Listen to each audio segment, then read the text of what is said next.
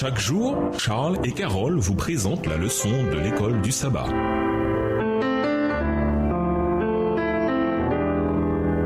Bienvenue dans votre émission Dieu nous parle. L'oiseau de lundi. Qui est notre Père? Howard Chambers écrit: Avez-vous déjà demandé à Dieu ce qu'il va faire? Il ne vous le dira jamais. Dieu ne vous dit pas ce qu'il va faire. Il vous révèle qui il est. Extrait du livre My Utmost for His Highest, au maximum pour son éminence, du 2 janvier. Selon vous, que veut dire Chambers avec cette idée? Comme nous le savons, le livre de Job commence par une grande tragédie personnelle pour Job. Il perd tout, excepté sa vie et sa femme, et cette dernière lui fait cette suggestion: maudit donc Dieu et meurs. Job 2, verset 9. S'ensuit une discussion au cours de laquelle ses amis tentent de comprendre pourquoi tout cela est arrivé. Dans tous ces échanges, Dieu garde le silence. Puis, tout à coup, dans Job 38, Dieu apparaît et prend la parole. Qui est celui qui obscurcit mes projets par des propos sans connaissance? Job 38, le verset 2. Sans s'arrêter, Dieu pose à Job 60 questions étourdissantes. Ouvrez votre Bible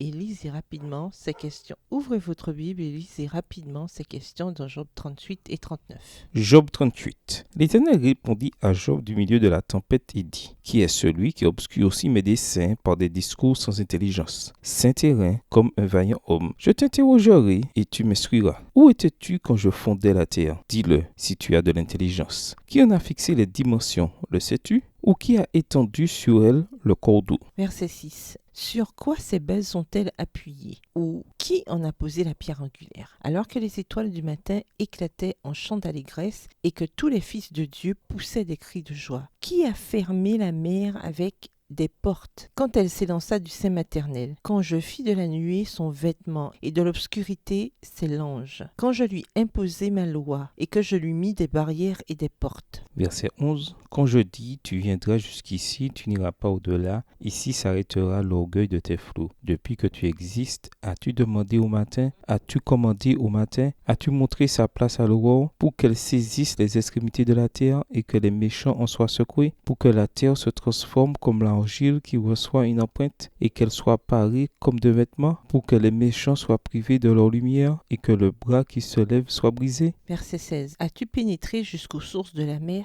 T'es-tu promené dans les profondeurs de l'abîme? Les portes de la mort t'ont-elles été ouvertes? As-tu vu les portes de l'ombre de la mort? As-tu embrassé du regard l'étendue de la terre? Parle, si tu sais toutes ces choses. Où est le chemin qui conduit au séjour de la lumière? Et les ténèbres, où ont-elles leur demeure? Peux-tu les saisir à leurs limites et connaître les sentiers de leur habitation? Verset 21. Tu le sais, car alors tu étais né et le nombre de tes jours est grand. Es-tu parvenu jusqu'aux amas de neige? As-tu vu les dépôts de grêle que je tiens en réserve pour les temps de détresse, pour les jours de guerre et de bataille? Par quel chemin la lumière se divise-t-elle et le vent d'Orient se répand-il sur la terre? Qui a ouvert un passage à la pluie et tracé la route de l'éclair et du tonnerre? Verset 26. Pour que la pluie tombe sur une terre sans habitants, sur un désert où il n'y a point d'homme, pour qu'elle abreuve les lieux solitaires et arides, et qu'elle fasse germer et sortir l'herbe. La pluie a-t-elle un père? Qui fait naître les gouttes de la rosée? Du sein de qui sort la glace? Et qui enfante le frima du ciel? Pour que les eaux se cachent comme une pierre, et que la surface de l'abîme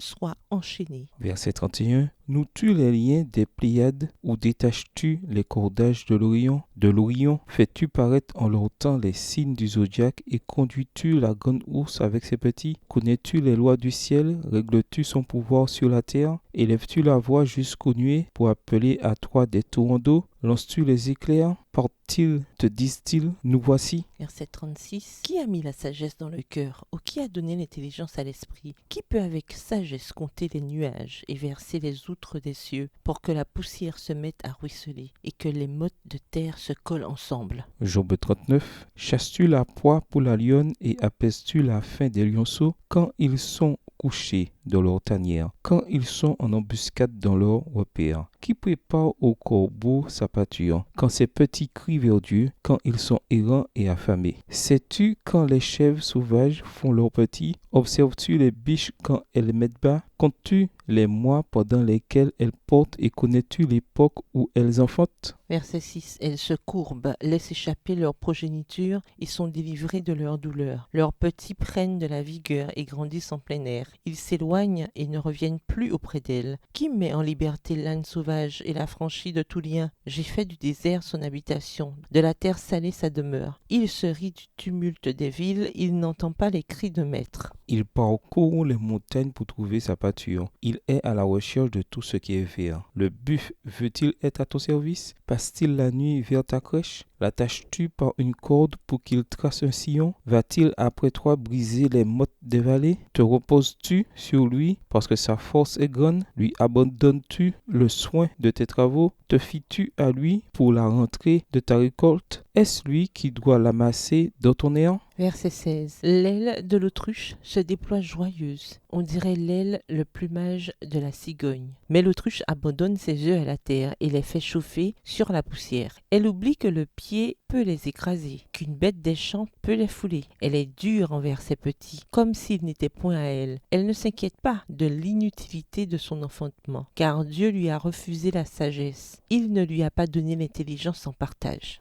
Verset 21. Quand elle se lève et prend sa course, elle se rit du cheval et de son cavalier. Est-ce toi qui donnes la vigueur au cheval et qui revêt son cou d'une crinière flottante? Le fais-tu bondir comme la sauterelle? Son fier hennissement répand la terreur. Il creuse le sol et se réjouit de sa force. Il s'élance au-devant des armes. Il se rit de la crainte. Il n'a pas peur. Il ne recule pas en face de l'épée. Verset 26. Sur lui retentit le carquois, brille la lance et le javelot. Bouillonnant d'ardeur, il dévore la terre. Il ne peut se contenir au bruit de la trompette. Quand la trompette sonne, il dit « En avant !» Et de loin, il flaire la bataille. La voix tonnante des chefs et les cris de guerre. Est-ce par ton intelligence que l'épervier prend son vol et qu'il étend ses ailes vers le midi? Est-ce par ton ordre que l'aigle s'élève et qu'il place son nid sur les hauteurs? Verset 31. C'est dans les rochers qu'il habite, qu'il a sa demeure sous les cimes des rochers, sous le sommet des monts. De là, il épie sa proie. Il plonge au loin les regards. Ses petits boivent le sang et là où sont des cadavres, l'aigle se trouve. L'Éternel s'adressa à Job dit, « Celui qui dispute contre le Tout-Puissant est-il convaincu? Celui qui conteste avec Dieu a-t-il une réplique à faire ?» Verset 36. Job répondit à l'Éternel et dit, « Voici, je suis trop peu de choses. Que te répliquerai-je? Je mets la main sur ma bouche. J'ai parlé une fois et je ne répondrai plus. 2 fois, je n'ajouterai rien. » Après la dernière question, Job répond, « Je suis peu de choses. Que te répliquerai-je? Je mets la main sur ma bouche. J'ai parlé une fois. Je ne répondrai plus. 2 fois, je n'ajouterai rien. » Job 40, versets 4 et 5.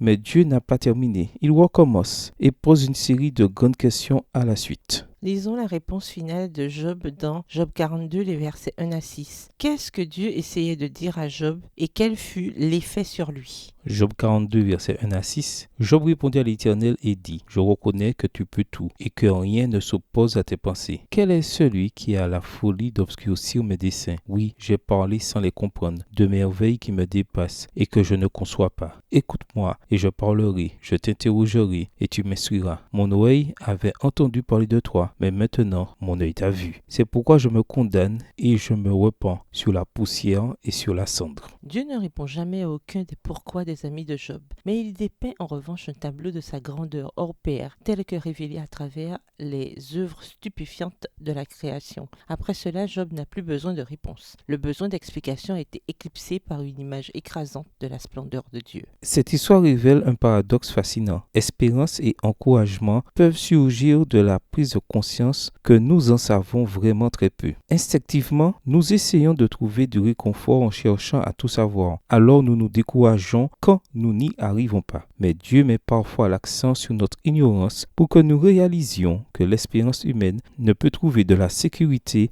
qu'en un être plus grand, supérieur à nous. En ce moment, y a-t-il des choses que vous ne parvenez pas à comprendre? Si c'est le cas, focalisez-vous sur le caractère de Dieu. En quoi cette action peut-elle vous donner l'espérance dont vous avez besoin pour persévérer dans ce qui semble pour l'instant incompréhensible? Au revoir. Et à demain si Dieu veut. Dieu nous parle.